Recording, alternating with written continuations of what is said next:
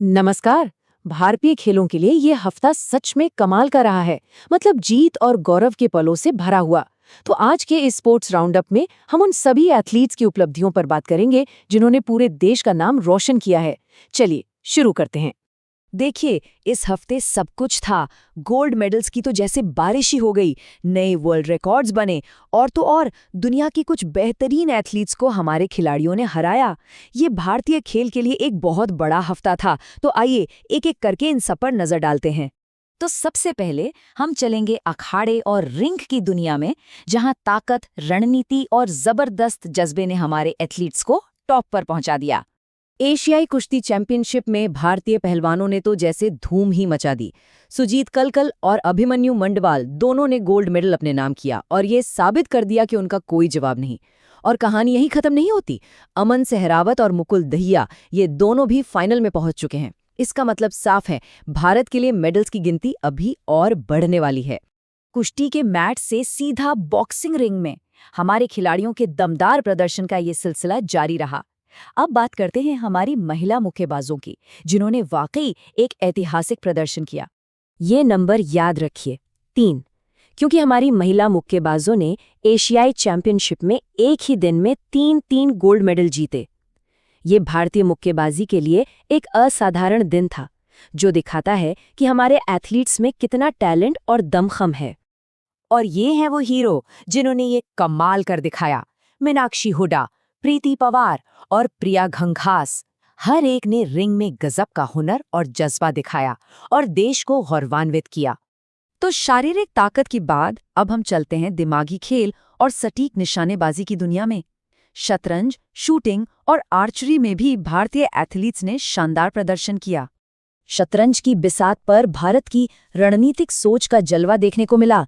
Are Vaishali ने महिला candidates tournament में एक बड़ी जीत हासिल की, तो वहीं दिव्या देशमुख और आर प्रज्ञानंद जैसे उभरते सितारों ने भी दिखा दिया कि भारतीय शतरंज का भविष्य कितना उज्जवल है।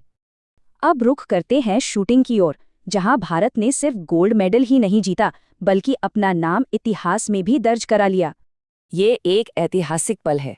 पलक गुलिया और मुकेश नीलावल्ली ने न सिर्फ ISSF विश्व कप में गोल्ड जीता, बल्कि एक नया जूनियर वर्ल्ड रिकॉर्ड भी बना डाला। ये बताता है कि भारतीय शूटिंग का भविष्य बिल्कुल सही हाथों में है।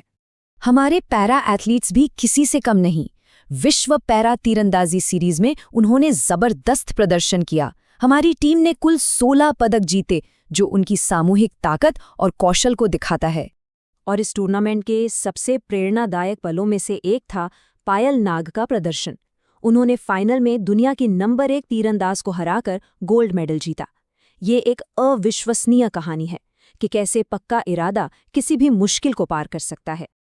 अब हम बैडमिंटन कोर्ट और खेलो इंडिया गेम्स के मैदानों पर चलते हैं, जहां हमें मिले जुले परिणाम और उभरती हुई प्रतिभा देखने को मिली। एशियाई बैडमिंटन चैंपियनशिप में हमें जीत और हार दोनों देखने को मिली।